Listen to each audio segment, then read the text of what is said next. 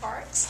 But she's going to be really thinking about the future and what the trends are as far as park design and what we're thinking about for the future, and hopefully career opportunities for you guys and where we're going. So, and I'm going to turn it over to her. She can tell you a little bit more about herself. I will tell you that she is a landscape architect. No, I'm not. Oh, I thought I'm you an were. econ major. I'm not really about landscape architecture. I don't But think you about have landscape parks. architecture courses, right? No, I don't know anything. Okay, I'm like where such did an that come? authoritative here. No, my background actually is Yeah, we economics. should. Huh? We should give you an honorary degree. Well, there you go. I can do some of those. No, my background was an economic major as an undergrad, and I got a Master of Public Administration at Harvard. And I came out and did budgets for the legislature, worked in the Capitol building for our current Congressman Mike Thompson for about 10 years in the Capitol, and I got hired to Parks as a legislative deputy, so I was the lobbyist for state parks. And then the director, after about a year and a half, decided he wanted to quit and run for office, and his number 2 person had already retired. So the reason I'm director is because number 1 left, number 2 left, I was third in line, I had a pulse, and I'm still here. So I will actually be the longest serving park director in my department's history, and so it just goes to show when you inherit a job to sort of make the best of it. I was actually chief deputy by appointment. At some point I made up my own business card and called it acting director. So I just sort of pretended to be director for a couple of years, and they finally made me the real thing. So jobs are not always linear, I guess is my message to you. And so then the key when you find yourself all of a sudden in charge of a huge organization and you haven't had a lot of management experience is surround yourself with really good people, including really good landscape architects, and then listen to what they tell you and take their advice. And don't pretend that you know more than you do. So what I want to do today is talk to you a little bit about sort of the history of state parks. I want to spend a lot of time, but on sort of the design aspect, and then get into some of the trends that we're looking at as we sort of move forward. California State Parks has a very long history. Now you can't see, this is our logo, and you can't see because it's too far away, but right down there below this big extinct grizzly bear, it says since 1864. And that's because the first state park in the nation was created by a California congressman, and it was actually Yosemite. So that was created not as a national park, it was created as a state park. And that was the first time the concept of setting aside large space of land for the unwashed masses had ever been done anywhere in the world, until a Canadian told me a few months ago they claimed that they did it before we did. So it's a little debatable, but it was definitely a North American concept. In Europe, the nobility had access to beautiful parks, but they were the only ones. The average person, the peasants, they had no access to parks. They would just go in and poach and then get caught and killed or whatever. And so this whole idea of setting aside a large space of land for the public was a very fundamentally democratic ideal that came out in 1864. It was right at the height of the Civil War. Things were really, really bad at the Civil War, at the depth of it. And Lincoln signed the law and it created the first state park, and so that was where our history begins. So 1 year later, Frederick Law Olmsted, who you know as the designer of Central Park, designed the plan for Yosemite. So this is the first time in anybody's history that we have taken a large space of land and then started thinking about how are we going to landscape it for people, and what are the principles that you're going to use. So those are the principles that Olmsted used. Was, he said, the first point, the most important point to Olmsted was making preservation and maintenance as exactly as possible for the natural scenery. So his goal was to keep the beauty exactly as it was.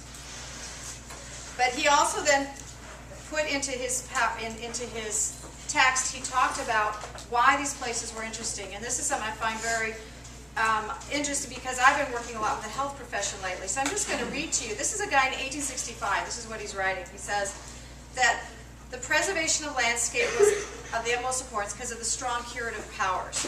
The want of such occasional recreation where men and women are habitually pressed by their business or household cares often results in a class of disorders, the characteristic quality of which is mental disability, sometimes taking the severe forms of softening of the brain, paralysis, palsy, monomania, or insanity, but more frequently of mental and nervous excitability, morosis, melancholy, or irascibility. He's basically using 19th century words for things like depression.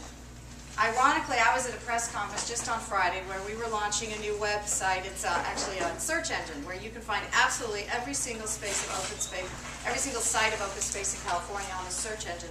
We had a medical doctor with us, and she was telling us that, and telling the media that in recent research they found in England They were measuring dose response of the human body, particularly people with mental illness, to being out in nature. And 5 minutes out in nature equated to a dose of Prozac. In fact, it was a bigger response than the Prozac. Now she said, I'm not telling everybody to go off your meds, but I'm telling you, if you go out in nature, particularly if you have depression, it's going to have this very powerful effect on you. And it's interesting to me that in 1865, a landscape architect was the first person to give voice to that recognition. So he was amazingly ahead of his time.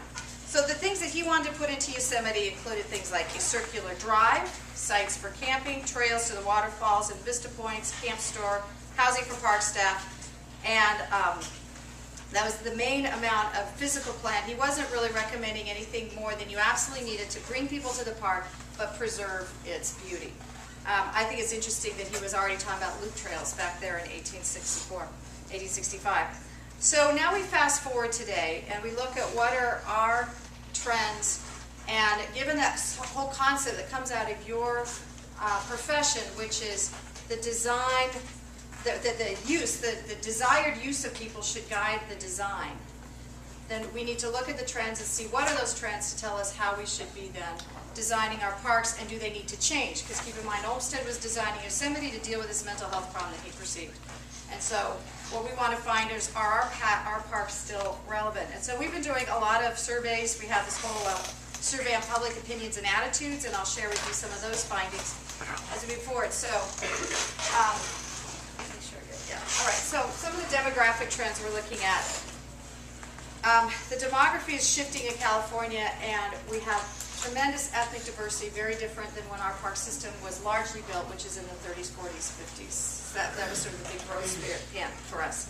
And so we now found that the California population has more Hispanics than any other ethnic group, and that's going to continue going that direction. And one of the things that we found is that Hispanics are more likely to recreate in families, whereas Caucasians are more likely to recreate either just with friends or by themselves.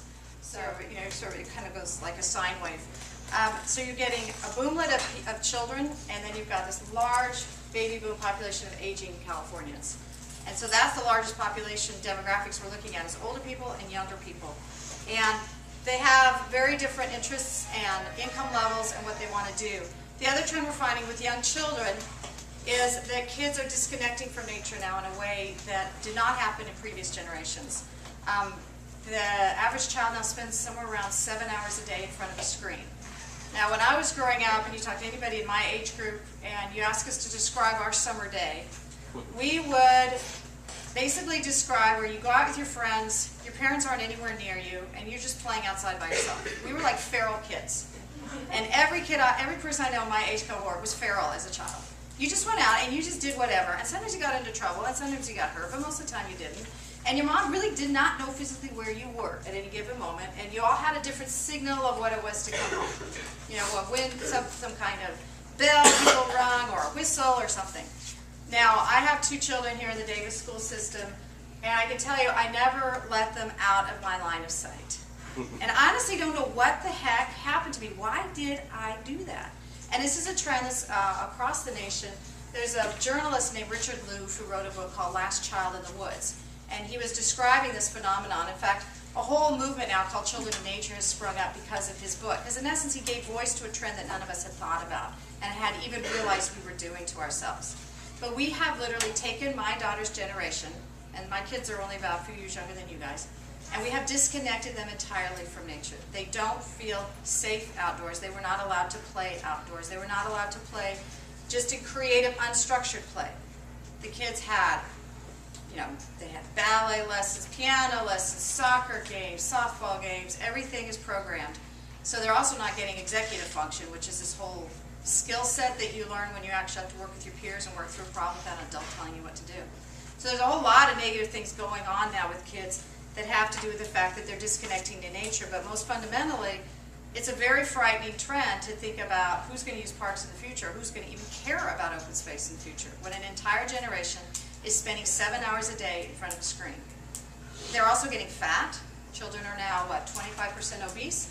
And the CDC, the Center for Disease Control, is saying that this generation, my daughter's generation, will have a shorter lifespan than mine. First time in human history. This generation will have a shorter lifespan than their parents. And that is a very profound